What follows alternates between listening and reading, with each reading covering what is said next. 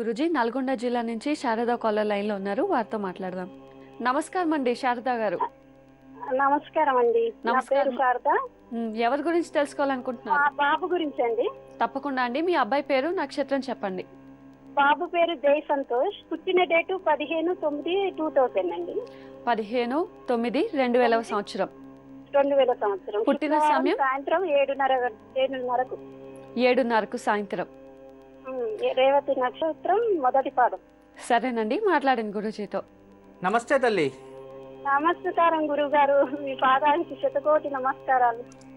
శతకోటి ఆశీస్సులు ఉంటుంది తల్లి మీకు. చాలా ఎక్సైటింగ్ గా ఉంది గురుగారు. ఇంత ఎట్లా ఉందంటే అసలు మాట్లాడుతున్న నాకు వస్తాయని కూడా అనుకోలేదు గురుగారు. అసలు నీకు మాట్లాడడం బాగా వచ్చు తల్లి, బాగా మాట్లాడచ్చు. మీరు మాట్లాడతా కానీ మీ ఫోన్ కలిసేసరికి అసలు ఏం మాట్లాడాలో అర్థమైతలేదు గురుగారు. సరే తల్లి, మీరేం మాట్లాడాలి ఫోన్ కలిస్తే అని ఇంతకు ముందు అనుకున్నారు కదా, దాన్నే మాట్లాడండి. బాబు గురించి చదువు ఎట్లుంటది అనేది తెలుసు. ఏం చదువుతున్నారు తల్లి ఇప్పుడు? బాబు 9th క్లాస్ చదువుతున్నాడు గురుగారు. బాగా చదివించండి, ఎడ్యుకేషన్ చాలా బాగుంది. రేవతి నక్షత్రం కదా తల్లి. అసలు వినడు గురువారు, చదవడు. రేవతి నక్షత్రం కదా. రేవతి నక్షత్రం. రేవతి నక్షత్రం మీనరాశి. నిజంగా మీనరాశిలో పుట్టిన వారు ఎడ్యుకేషన్ చాలా బాగుంటుంది, మంచి నాలెడ్జ్ ఉంటుంది, భయపడాల్సిన లేదో. ఆఖరి నక్షత్రం రేవతి నక్షత్రం, చాలా మంచి నక్షత్రం ఇది.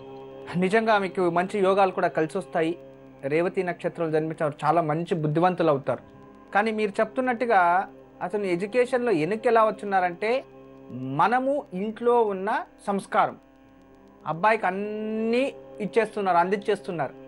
డబ్బులు కావాలన్నా, ఐశ్వర్యం కావాలా, ఏం కావాలా అంటే అతనికి ఏజ్కి తగినట్టుగా కాకుండా, అతని మైండ్కి తగినట్టుగా కాకుండా, అతను కాస్త ఎక్కువగా గారాభంగా పెంచి అతనికి ఏమేమి కావాలో అందిస్తున్నారు. అందువల్లనే అతను కాస్త ఒక ఎడ్యుకేషన్ పైన ఏకాగ్రత తప్పిపోయాడు అంతే. ఎందుకంటే బుద్ధిమంతుడు మీ కొడుకు, మంచిగా మాట్లాడతాడు, అన్నిటికీ ఆన్సర్ ఉంటుంది. ఇండియాలో ఏ ప్రదేశానికి పమ్మనే పై వచ్చేస్తాడు, అంత ధైర్యం ఉంది, సాహసం ఉంది, అన్నీ ఉన్నాయి. అయితే ఎడ్యుకేషన్ మాత్రం లేదు అంటే ఎందుకు ఇలా అవుతుంది అంటే, జాతకంలో మన పెంపకంలో ఏదో దోషం ఉంది తల్లి. ఈ 9th ఈ సంవత్సరం అయిపోయి నెక్స్ట్ ఇయర్ మీరు హాస్టల్లో పెట్టేయాలి. ఎందుకంటే మీ మాట వినడు ఇంట్లో. హాస్టల్లో ఉంటే చక్కగా చదువుకుంటాడు, టైం టేబుల్ లేదు అబ్బాయికి, ఎప్పుడు పనుకుంటాడు, ఎప్పుడు తినాలో, ఏం చేయాలో అతనికే తెలియదు. అందువలన చక్కగా ఈ సంవత్సరం ఇంట్లో చదివించండి, నెక్స్ట్ ఇయర్ హాస్టల్లో పెట్టండి.